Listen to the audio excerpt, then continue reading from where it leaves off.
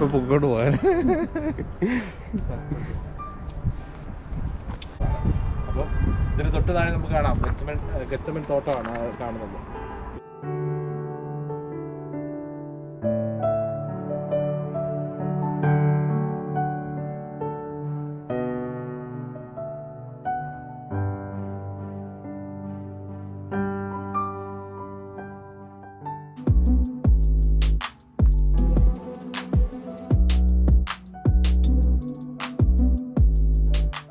കൈപ്പൻ്റെ പുതിയ വ്ലോഗിലേക്ക് എല്ലാ കൂട്ടുകാർക്കും സ്വാഗതം. നമ്മളിപ്പോൾ ഉള്ളത് മേഴ്സി ഗേറ്റിലാണ്, ഗോൾഡൻ ഗേറ്റ്. അതിൻ്റെ ഫ്രണ്ടിലാണ്. ഇതിൻ്റെ വിശേഷങ്ങളും ഇതിൻ്റെ ഫ്രണ്ടിൽ നിന്ന് എന്തൊക്കെ കാഴ്ചകൾ നമുക്ക് കാണാമെന്നുള്ളതൊക്കെയാണ് നമ്മുടെ വീഡിയോ ഇന്നത്തെ. ഞാനും ഉണ്ട്, തിജോ ഉണ്ട് കേട്ടോ.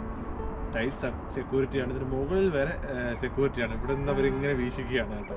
ഞങ്ങൾക്ക് അതിനകത്ത് ടിജോയ്ക്ക് അതിനകത്ത് കയറി തൊടാനൊക്കെ പറ്റിയിട്ടുണ്ട്. അതിൻ്റെ കാഴ്ചകളൊക്കെ ഇതിൻ്റെ ഹിസ്റ്ററിയും കാര്യങ്ങളും ഒക്കെയാണ് നമ്മുടെ ഇന്നത്തെ വീഡിയോയിലൂടെ നിങ്ങളെ കാണിക്കുന്നത്. ഓട്ടോമൻ സാമ്രാജ്യ കാലഘട്ടത്തിലാണ് നമ്മൾ ഈ കാണുന്ന ഈ സെമിത്തേരികൾ ഇവിടെ സ്ഥാപിതമായത് കേട്ടോ. ഇതൊരു മുസ്ലിം സെമിത്തേരികളാണ് കേട്ടോ. അതുപോലെ തന്നെ ഈ ഒരു കല്ലറകൾക്ക്, ഈ ഒരു സെമിത്തേരിയിലെ കല്ലറകൾക്ക് ലക്ഷക്കണക്കിന് ഡോളർ ആകുമെന്നാണ് പറയുന്നത്. ലോകത്തിലെ തന്നെ ഏറ്റവും എക്സ്പെൻസീവ് ആയിട്ടുള്ള ശവക്കല്ലറകൾ സ്ഥിതി ചെയ്യുന്ന സ്ഥലമാണ് കേട്ടോ ഈ ഗോൾഡൻ ഗേറ്റിൻ്റെ ഫ്രണ്ടിലുള്ളത്. അതിനൊരു കാരണം കൂടെ ഉണ്ട് കേട്ടോ.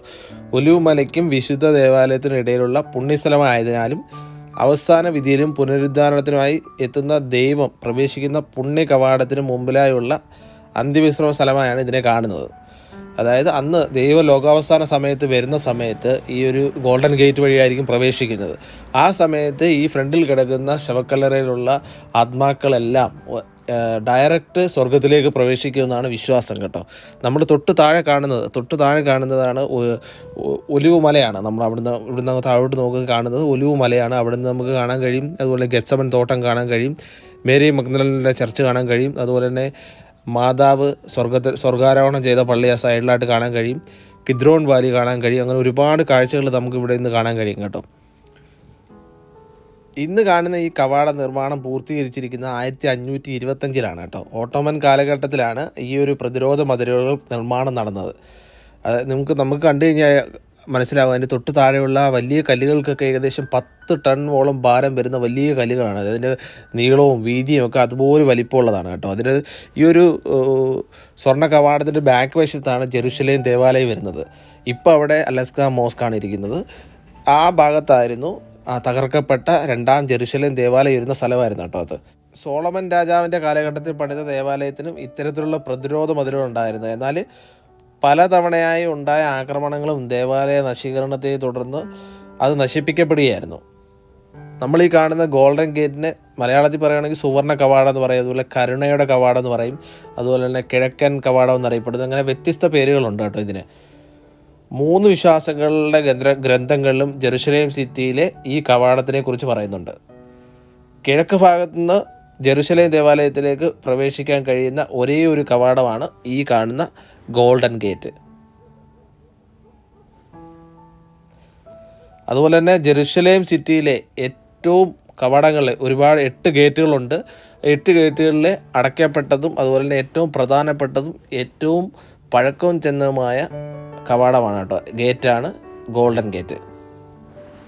നമുക്കിനി ആ ഗോൾഡൻ ഗേറ്റിൻ്റെ കുറച്ചുകൂടെ മുൻപോട്ട് പോയിട്ടുള്ള ക്ലോസ് ആയിട്ടുള്ള വ്യൂ കാണാം കേട്ടോ. ഞങ്ങൾക്ക് ഇവിടെ വരാൻ പറ്റിയതും ഇവിടെയൊക്കെ നിൽക്കാൻ പറ്റിയതും വലിയൊരു ഭാഗ്യമായിട്ട് കരുതുന്നു കേട്ടോ. അതുപോലെ നിങ്ങളെ കാണിക്കാൻ പറ്റിയതിലും ഞങ്ങൾ കുറച്ചുകൂടെ ഫ്രണ്ടിലോട്ട് പോയി അതിന് ക്ലോസ് ആയിട്ടുള്ള വ്യൂ കണ്ടു. ഇതിൻ്റെ ഫ്രണ്ടിലായിട്ട് ജസ്റ്റ് ഒരു മുള്ളുവേലി പോലെ ഒരു കമ്പി വെച്ചിട്ടുണ്ട്. അത് പൂട്ടിയൊക്കെ പറഞ്ഞ് നമ്മുടെ ടിജോ അത് ചാടി അപ്പുറത്ത് കടന്നു.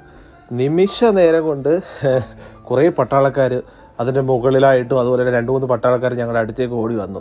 കാരണം ഞങ്ങളത് കടന്ന് അപ്പുറത്ത് ചാടാൻ പാടുള്ളതല്ല, അതിനുവേണ്ടി അവിടെ പൂട്ടിയേക്കുന്നത്. പക്ഷേ അവിടെ എഴുതി വെച്ചിട്ടില്ല ചാടരുതെന്നോ.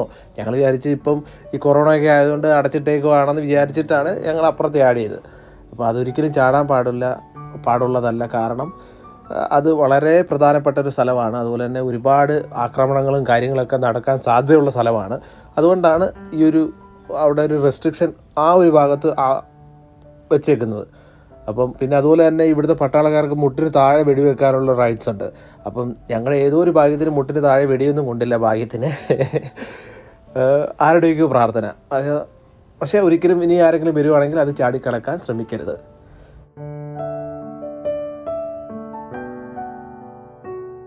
യഹൂദ മതവിശ്വാസ പ്രകാരം ഇസ്രയേലിൻ്റെ ദൈവമായ കർത്താവ് പ്രവേശിച്ച വിശുദ്ധ കവാടമായതിനാൽ ഇത് മറ്റാരും പ്രവേശിക്കാതിരിക്കാൻ അടച്ചിട്ടിരിക്കുന്നു.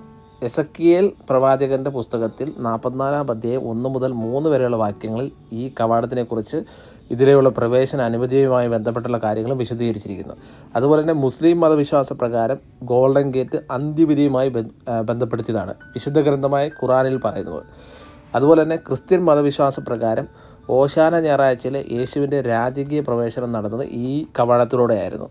കഴുതപ്പുറത്ത് ദേവാലയത്തിലേക്ക് എത്തി യേശുവിനെ ഒലിവുമലയിൽ നിന്ന് ദേവാലയത്തിലേക്ക് എത്തി യേശുവിനെ സെതിൻ കൊമ്പുകളുടെയും ജൈവളുകളുടെയും അകമ്പടിയോടുകൂടി ദേവാലയത്തിലേക്കുള്ളിലേക്ക് പ്രവേശിക്കുകയും ദേവാലയത്തിൽ കച്ചവടം നടത്തിയിരുന്നവരെ യേശു ചാട്ടവാറിനെ അടിച്ച് ദേവാലയം ശുദ്ധീകരിക്കുകയും ചെയ്തു. അതൊക്കെ ബൈബിളിൽ സൂചിപ്പിച്ചിട്ടുണ്ട്. യേശു തൻ്റെ പരസ്യ ജീവിത കാലഘട്ടത്തിൽ അവസാനമായ ദേവാലയത്തിൽ പ്രവേശിച്ചത് ഈ കവാടത്തിലൂടെയായിരുന്നു എന്നതും ഒരു കാര്യമാണ്. കൂടാതെ യേശു തൻ്റെ രണ്ടാം വരവിനെ കുറിച്ച് പറയുന്നു. രണ്ടാം വരവിലും ദേവാലയത്തിലേക്ക് പ്രവേശിക്കാൻ ഈ കവാട മാർഗം ഉപയോഗിക്കുമെന്നതാണ് വിശ്വാസം. അപ്പോൾ ഗോൾഡൻ ഗേറ്റിൻ്റെ ഇൻഫർമേഷൻ നിങ്ങൾക്ക് എല്ലാവർക്കും ഇഷ്ടപ്പെട്ടെന്ന് കരുതുന്നു. അടുത്ത നമ്മുടെ വീഡിയോ ഈ കോട്ടമതിലിന് ചുറ്റുമുള്ള 8 ഗേറ്റുകളിലൂടെ കടന്നു പോകുന്ന കാര്യങ്ങളും അതുപോലെ തന്നെ ഈ കോട്ടമതിലിന് പുറത്ത് വശത്തൂടെ ചുറ്റുന്നതും ഒക്കെയാണ് നമ്മുടെ അടുത്ത വീഡിയോ. അപ്പോൾ സ്റ്റേ ട്യൂൺ. മറ്റുള്ള കൂട്ടുകാർക്ക് വേണ്ടി ഈ ഇൻഫർമേഷൻ ഷെയർ ചെയ്യുക. അതുപോലെ തന്നെ നമ്മളെ സപ്പോർട്ട് ചെയ്യുക. വീണ്ടും കാണാം. Bye bye. Thank you for watching.